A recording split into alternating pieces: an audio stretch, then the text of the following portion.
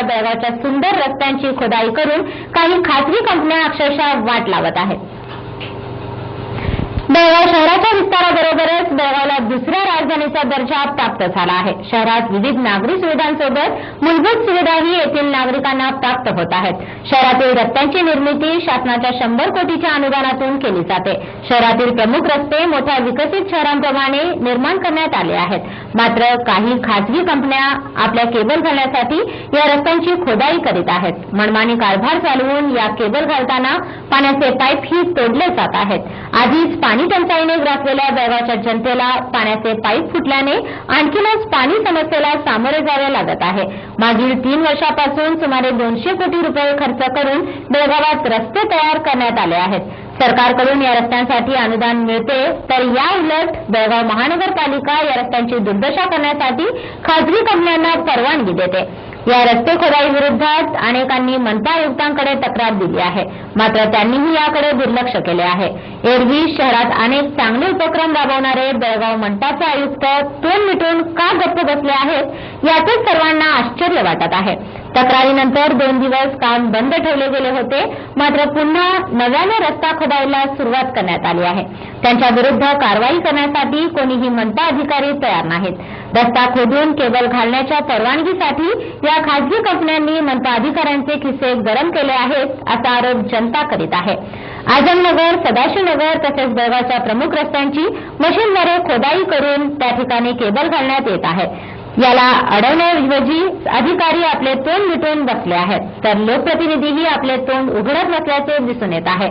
सरकारने शेकडो कोटी रुपये खर्च करून बेळगावचे रस्ते सुधारले आहेत, पण हा शेकडो कोटी रुपयांचा निधी मनपा अधिकारी आणि लोकप्रतिनिधींच्या दुर्लक्षामुळे नष्ट होत असून बेळगावच्या रस्त्याची चाळण व्हायला सुरुवात झाली आहे। जिल्हा प्रशासनही कोणतीच कारवाई करीत नसल्याने बेळगाववासीय नाराजी व्यक्त करीत आहेत। सदाशिवनगर दलदार छावणीजवळही केबल घालण्यासाठी रस्त्याची खोदाई करण्यात आल्याने रस्ता तर खराब झालाच, पण पाण्याची पाईप फुटून मोठ्या प्रमाणात पाणी वाहत आहे। येथील रहिवाशांनी संतापून हे खोदकाम थांबवण्यास भाग पाडले। बेळगाव महानगरपालिकेच्या आयुक्तांनी बेळगावात सुरू असलेली ही रस्ता खोदाई थांबवावी अशी मागणी जनता करीत आहे।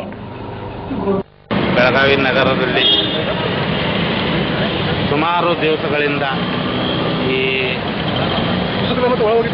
ಅಂಡರ್ ಗ್ರೌಂಡ್ ಕೇಬಲ್ ಅನ್ನು ಹಾಕಲಿಕ್ಕೆ ಪ್ರಾರಂಭ ಮಾಡಿದ್ದಾರೆ। ಅದಕ್ಕೆ ಪರ್ಮಿಷನ್ ಕಮಿಷನರ್ ಕೊಟ್ಟಾರೋ ಇಲ್ಲೋ, ಅವ್ರ ಕಡೆ ಮ್ಯಾಪ್ ಅದ ಇಲ್ಲೋ, ಅದು ಮಾತ್ರ ಬೆಳಗಾವಿ ಜನತೆಗೆ ಫಸ್ಟ್ ಆಗಬೇಕು।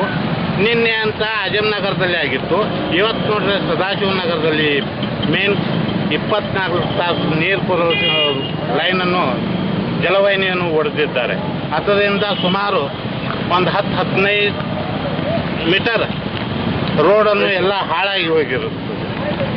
ಅದಕ್ಕೆ ಅವ್ರ ಮೇಲೆ ಏನು ಶಿಸ್ತಿನ ಕ್ರಮ ತಗೋತಾರೆ ಅದು ಬೆಳಗಾವಿ ಜನಕ್ಕೆ ತಿಳಿಸಬೇಕು। ನಿಂತು ಕೆಲಸ ಮಾಡಬೇಕಾ ಅಥವಾ ಎಲ್ಲ ಜನರ ಹಿತರಕ್ಷಣೆ ನಿರ್ಲಕ್ಷಿಸಿ ತಮ್ಮ ಮನೆಗೆ ಊಟಕ್ಕೆ ಹೋಗಿದ್ದು ಅವರಿಗೆ ಮೇನ? ಹಾಗಾದ್ರೆ ಮತ್ತೆ ಕಾರ್ಪೊರೇಷನ್ನಲ್ಲಿ ಟ್ಯಾಕ್ಸ್ ಅನ್ನು ಹೆಸರಲ್ಲಿ ಹಪ್ತ ವಸೂಲಿ ಏಕೆ ಮಾಡಬೇಕು? ಯಾವತ್ತೂ ಸರ್ವಿಸ್ ನೀಡಕ್ಕೆ ಆಗೋದಿಲ್ಲ ಅಂದರೆ ಇಷ್ಟೆಲ್ಲ 30-40 ಸಾವಿರ ಪೇಮೆಂಟ್ ತಗೊಂಡು ಅಲ್ಲಿ ಕೂತ್ಕೊಂಡು ಜನರ ಸಲುವಾಗಿ ಕೂತ್ಕೊಳ್ತೀವಿ ಅಂತ ಹೇಳೋಕ್ಕೆ ನಾಚಿಕೆ ಆಗೋದಿಲ್ವ? ಈಗ ಜನರು ಯಾವುದೇ ಒಂದು ಪರಿಸ್ಥಿತಿಗೆ ಇವರು ಒಂದು ಕ್ರಮ ತಗೊಳ್ಳೋಕೆ ಆಗಲಿಲ್ಲ ಅಂತಂದ್ರೆ ಇವತ್ತು ತಮ್ಮ ಕೆಲಸವನ್ನು ಬಿಟ್ಟು ಹೋಗಬೇಕು। ಎಲ್ಲ ಏನು ವರ್ಕ್ ಇದೆ ಎಲ್ಲ ಪರ್ಮಿಷನ್ ಲೆಟರ್ ಅಂತ ತೋರಿಸಿ ಈ ರೀತಿ ವರ್ಕ್ ಮಾಡೋದಕ್ಕೆ ಪರ್ಮಿಷನ್ ಕೊಡ್ತಾರೆ ಅಂತಂದ್ರೆ ಇದು ಇಲ್ಲಿಗಲ್ ಅಂತ ಹೇಳಿ ಮಾತಾಡ್ತೀವಿ ನಾವು। ಅಲ್ಲ ರೀ, ಒಂದು ಪರ್ಮಿಷನ್ ಕೊಡ್ತೀನಿ ಲೀಗಲ್ ಅಂತ ನಾನು ಕೊಟ್ಟಿದ್ದೀನಿ ಅಂತ ಹೇಳ್ಕೊಂಡು ಇಲ್ಲ ರೋಡ್ ಹೊಡೆಯೋದು ಇದು ಲೀಗಲ್ ಅನ್ನೋದು ನನ್ನ ಪ್ರಶ್ನೆ।